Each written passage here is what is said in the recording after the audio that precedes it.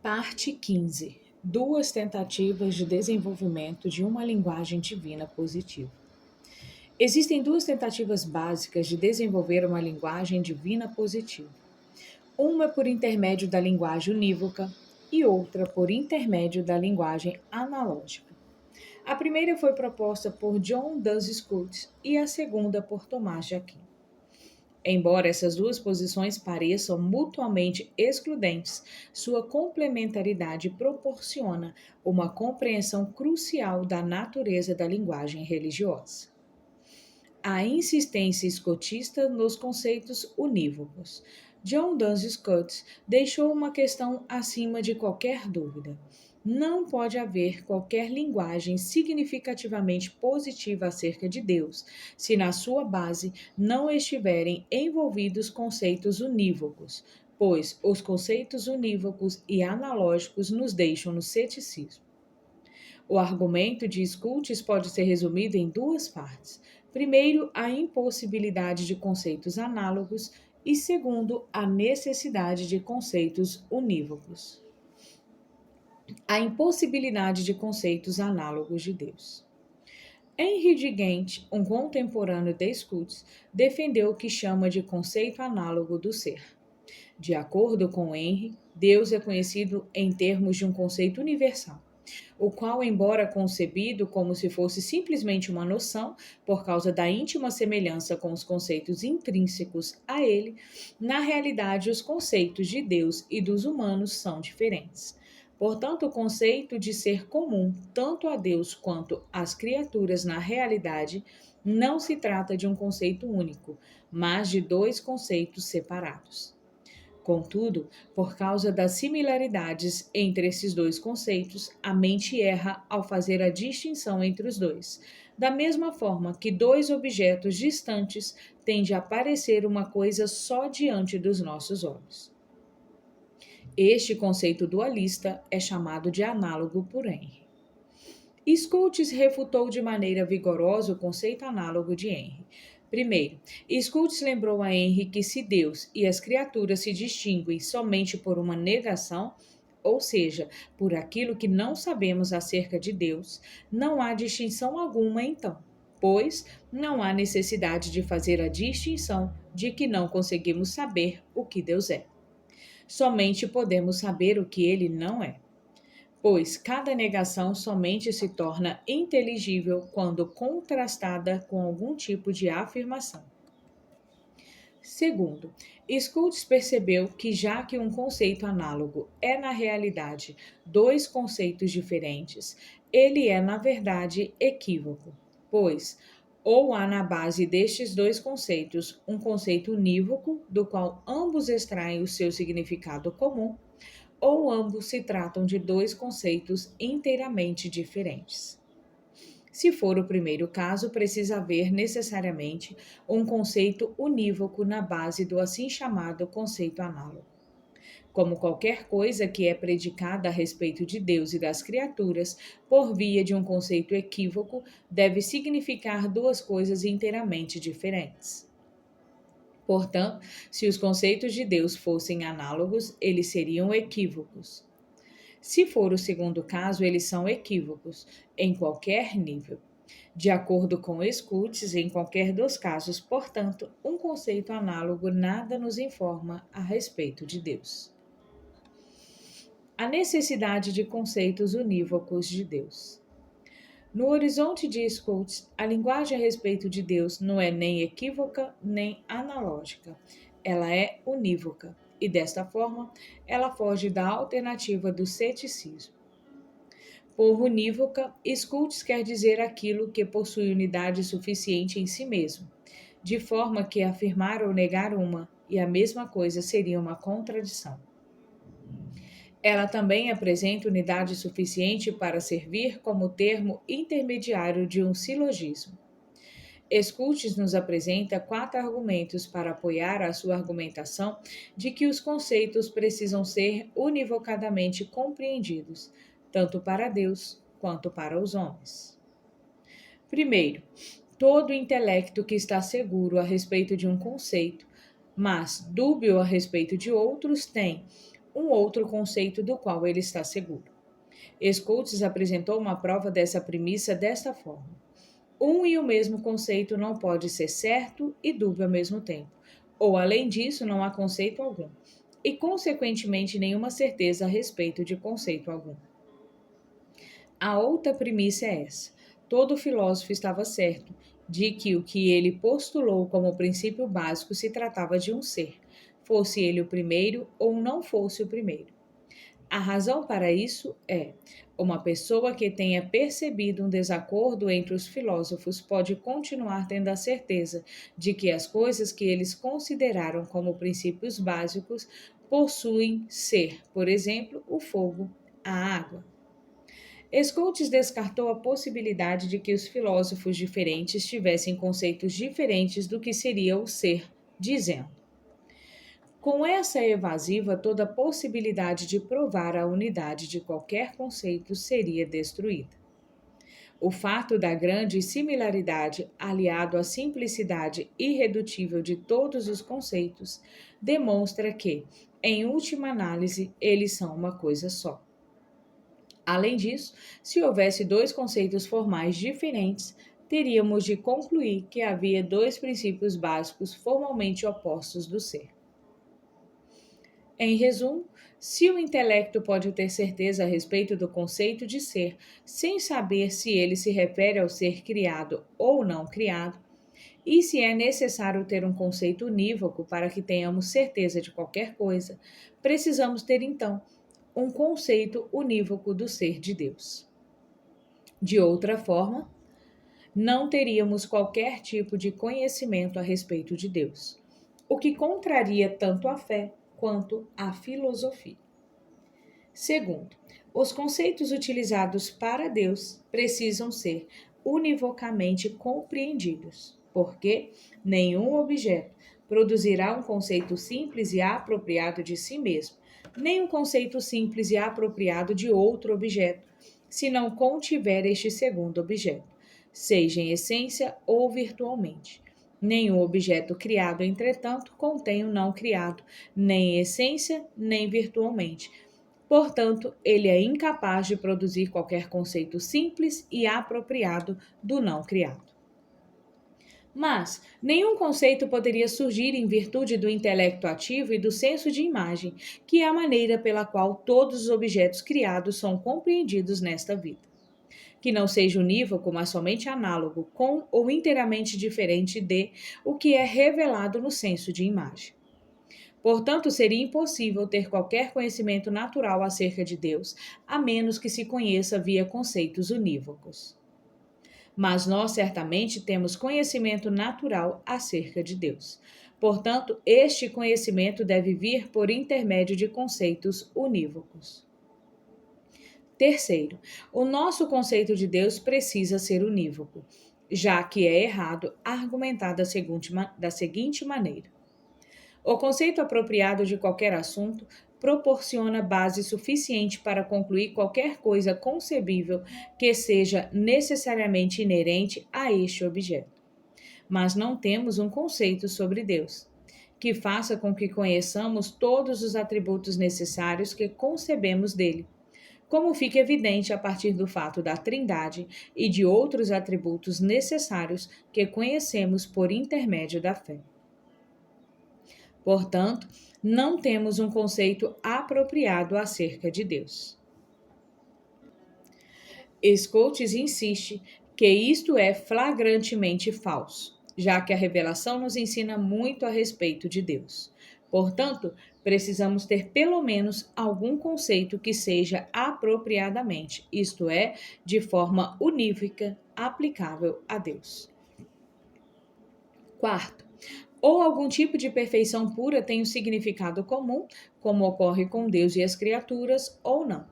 Se não, ou é porque o seu significado de forma alguma se aplica formalmente a Deus, o que é inadmissível, ou porque já tem um significado inteiramente apropriado a Deus e não às criaturas. Mas esta última alternativa é contrária à verdade afirmada por Anselmo, de que, o primeiro, sabemos que algo se trata de pura perfeição, e, em segundo lugar, atribuímos esta perfeição a Deus. Além disso, se as perfeições puras fossem encontradas somente em Deus, não haveria tantas perfeições similares espalhadas entre as criaturas. A abordagem metafísica apropriada é iniciar com um conceito, tal como verdade ou intelecto, e ao descobrir que ele não contém qualquer imperfeição, atribuí-lo a Deus, só que no mais perfeito dos graus. Por fim, se você insistir que isto não é verdadeiro, mas que o conceito formal do que pertence a Deus é uma outra noção de qualquer coisa que pode ser encontrada nas criaturas, absolutamente nada poderá ser inferido a respeito de Deus, pois a noção do que está em cada um é completamente diferente. Por detrás desses quatro argumentos a favor da univocalidade está uma disputa fundamental. Se não houver uma forma de univocalidade nos nossos conceitos acerca de Deus, não haverá nenhum tipo de certeza no nosso conhecimento sobre Deus. Pois, como vimos, um e o mesmo conceito não pode ser certo e dúbio ao mesmo tempo. Portanto, ou existe um outro conceito que seja certo, ou não há conceito algum, e, consequentemente, nenhuma certeza a respeito de conceito algum. Em outras palavras, se não há uma base unívoca para o significado, somos forçados a uma regressão infinita de conceitos não unívocos, na busca de um conceito unívoco inapreensível, através do qual a ambiguidade não unívoca possa ser resolvida. Pois todo intelecto que está seguro a respeito de um conceito, mas dúbio a respeito de outros, tem, além do conceito pelo qual nele nutre a dúvida, um outro conceito do qual ele está seguro. Portanto, Scotus concluiu: declaro que Deus é concebido em algum tipo de conceito unívoco a respeito de si mesmo e das suas criaturas. Resumindo, existem somente três alternativas nos nossos conceitos sobre Deus. Ou os conceitos de Deus são compreendidos de forma equívoca, isto é, um sentido totalmente diferente, e neste caso não sabemos nada sobre Deus, ou eles são compreendidos de forma analógica, isto é, com sentido parcialmente igual, parcialmente diferente. E neste segundo caso, em qualquer nível, precisamos ter algum tipo de conceito unívoco de Deus que nos permita saber que parte do conceito análogo se aplica a Deus e que parte não se aplica a ele. Ou eles são compreendidos de forma unívoca, isto é, apresentando exatamente o mesmo significado. Em primeira instância, portanto, ou existem conceitos unívocos acerca de Deus, ou não sabemos nada a seu respeito. É preciso haver ou a univocalidade ou ceticismo. Aparentemente, Scotus deixou isto claro. A linguagem divina equívoca não nos fala nada a respeito de Deus, e a analógica parece funcionar somente se na analogia houver um elemento unívoco identificável. Sem este elemento unívoco identificado, o conceito será, na melhor das hipóteses, ambíguo, e na pior delas, equívoco. Se for ambíguo, poderá ser esclarecido somente em termos de um conceito unívoco não ambíguo. Mas, se houver um elemento unívoco identificável na analogia, na verdade, a analogia será uma forma de compreensão unívoca de Deus, pois ela envolve um conceito unívoco identificável que pode ser aplicado a ele sem mudança, junto com os outros elementos da afirmação análoga combinada que não podem ser aplicados a Deus. Em suma, ou a analogia tem um elemento unívoco dentro de si ou não tem. Se não tiver, será, em última análise, linguagem equívoca, o que nos deixa no ceticismo em relação a Deus. Por outro lado, se a analogia tiver mesmo contido em si um elemento unívoco, ela conterá certamente um conceito unívoco ao final, o que prova um pouco do conhecimento verdadeiro acerca de Deus. Este mesmo argumento a favor da necessidade de um conceito unívoco tem sido repetido por muitos evangélicos. A defesa tomista da predição. Afirmação análoga. Tomás de Aquino estava familiarizado e rejeitou abertamente a insistência na linguagem divina unívoca. Ele escreveu: é impossível que qualquer coisa seja predicada univocamente a respeito de Deus e de uma criatura. A rejeição da predicação unívoca. A rejeição assumida por Tomás de Aquino da predicação unívoca de Deus envolve dois fatos importantes. Primeiro, não pode haver uma compreensão de correspondência total, um a um, entre as mentes finitas dos seres humanos e a mente infinita de Deus. Segundo, é necessário admitir que existe um elemento negativo na nossa compreensão a respeito de Deus. Ou seja, sabemos o que Deus não é. Por exemplo, sabemos que ele não é finito. Argumentos contra a predicação unívoca. Na sua Suma contra Sentilis, Tomás de Aquino apresentou 6 argumentos contra a predicação unívoca de Deus e das criaturas. Analisaremos aqui alguns dos mais importantes. Primeiro, somente os efeitos que recebem da sua causa a forma específica daquela causa podem receber uma predicação unívoca daquela forma deles e de Deus. Mas as formas das coisas que Deus criou não se comparam à semelhança específica do poder divino. Todas as criaturas são, de maneira dividida e particular, aquilo que nele é encontrado de maneira simples e universal. Assim, é evidente que nada pode ser dito univocamente a respeito de Deus e das outras coisas. Os argumentos 2 e 3 são omitidos aqui. Quarto, o que é predicado de muitas coisas univocamente é mais simples que ambas, pelo menos em conceito. Agora, não pode haver nada mais simples do que Deus, seja em realidade ou em conceito. Nada, portanto, é predicado univocamente a respeito de Deus e de outras coisas.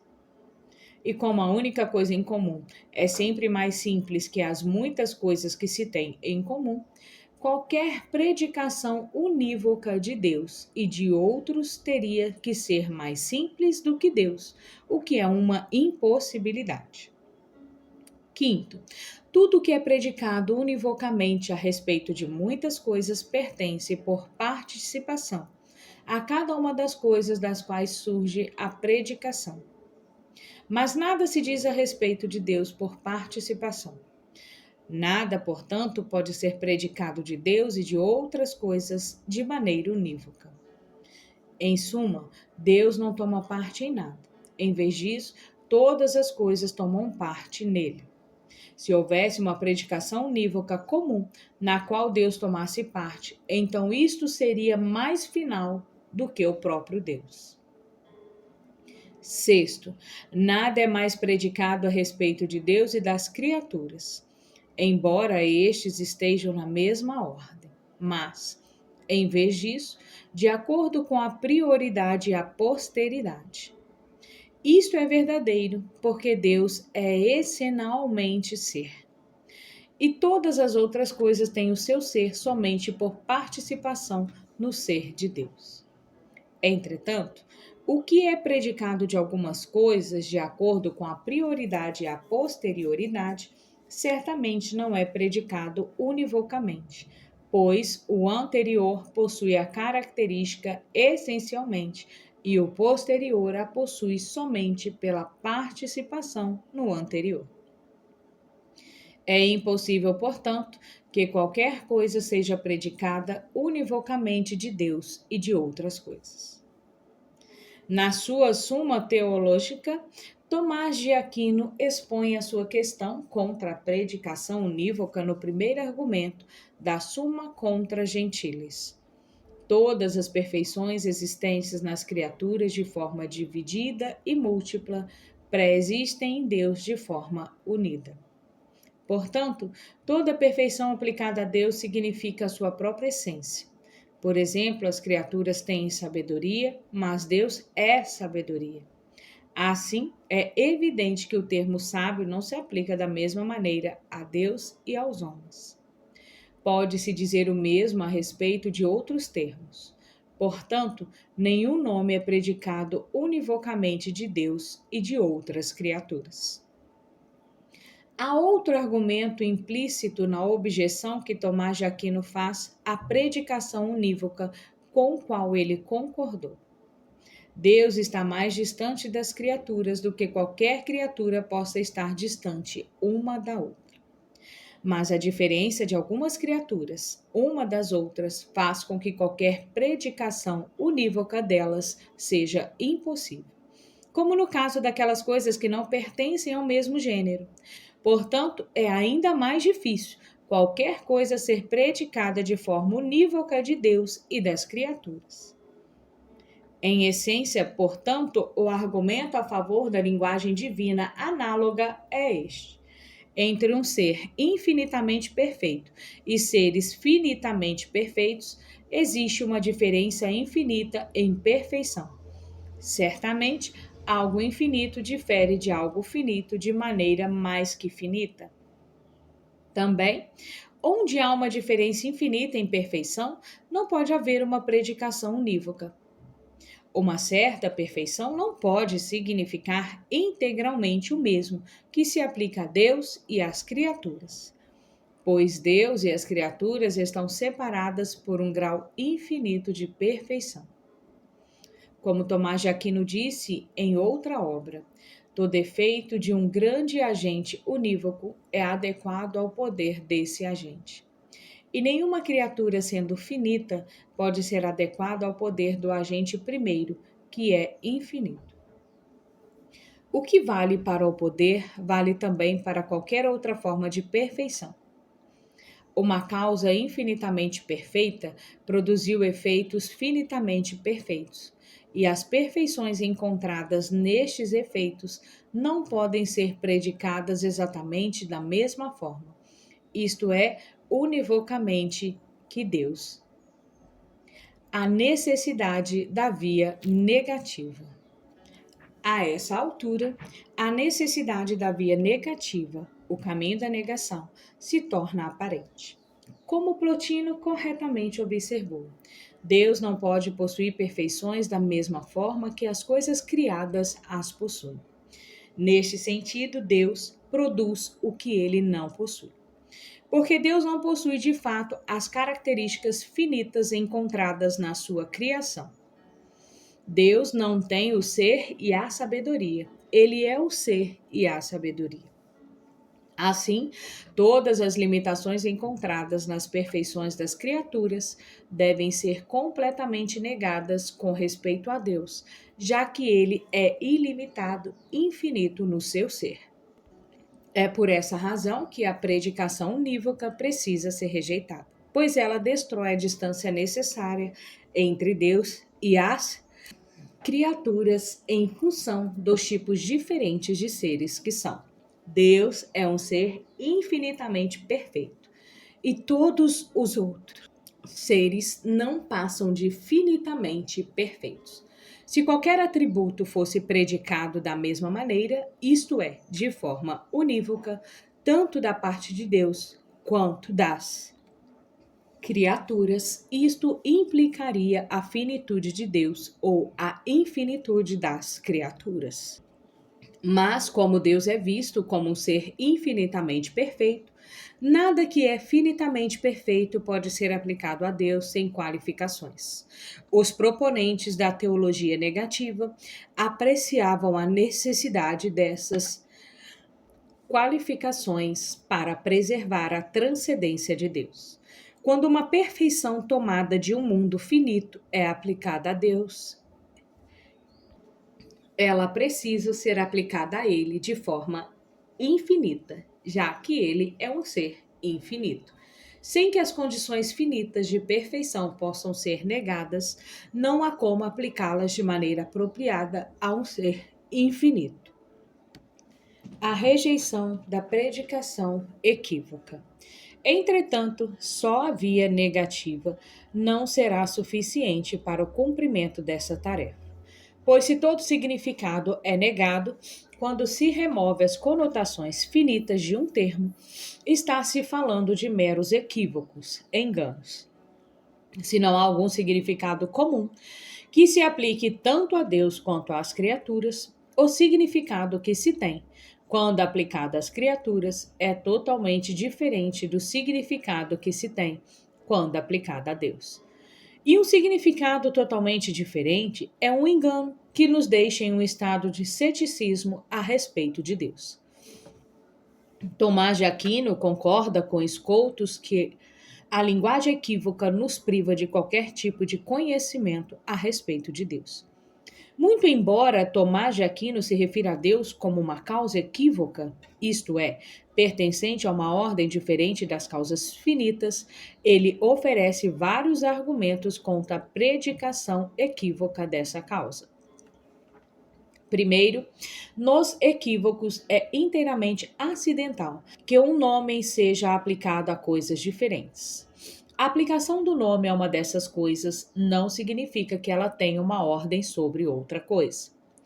Mas isto não se dá com nomes relacionados a Deus e às criaturas, já que na comunidade desses nomes percebemos existir uma ordem de causa e efeito. Portanto, não é por vias de puro engano que algo é predicado de Deus e de outras coisas. Ou seja, termos com a mesma grafia, mas que apresentam significados diferentes, como vimos no caso da palavra inglesa bark, que significa latido de um cachorro, como também casca de uma árvore, são equívocos por puro acaso. Contudo, onde uma coisa é a causa da outra, não há uma ligação puramente pelo acaso entre os termos que expressam estas coisas, mas existe uma ordem de referência que significa que um se relaciona ao outro. Segundo, onde existe um engano puro, não existe similaridade nas coisas entre si. Há somente uma unidade expressa na grafia do nome, mas existe um certo modo de semelhança das coisas para com Deus. Por fim, temos que os nomes não se referem a Deus de maneira puramente equívoca. A premissa menor era apoiada por um artigo precedente, em que Tomás de Aquino argumentou: alguma semelhança deve ser encontrada entre elas, causa e efeito, já que isso pertence à natureza da ação, que um agente produz uma causa semelhante a si, já que todas as coisas agem de acordo como são em ato. A similaridade do Criador e da criatura é apoiada também pelas Sagradas Escrituras, que afirmam que Deus criou o homem à sua imagem e semelhança. Terceiro, quando o nome é predicado de várias coisas de maneira puramente equívoca, não podemos chegar, a partir de um deles, ao conhecimento do outro. Mas, a partir daquilo que descobrimos nas outras coisas, chegamos a um conhecimento das coisas divinas, como fica evidente no que acabamos de dizer. Portanto, estes nomes não se referem a Deus e às coisas de maneira puramente equívoca. Isto equivale a dizer que, se não houvesse alguma semelhança entre as criaturas e Deus, jamais seríamos capazes de passar, como fazemos, de um conhecimento das coisas criadas para o conhecimento de Deus. Quarto, o engano em um nome impede o avanço da argumentação. E se nada foi dito a respeito de Deus e das criaturas, salvo em uma forma puramente equívoca, nenhum tipo de argumentação procedente das criaturas em direção a Deus ocorreria. Mas o contrário é evidente, diante de tantos homens que têm se pronunciado a respeito de Deus. Isto equivale a dizer que o engano não só tornaria impossível o conhecimento de Deus, como defende o terceiro argumento, como também impediria qualquer argumentação acerca de Deus com base no conhecimento adquirido neste mundo, em cuja argumentação todos os teólogos tomam parte.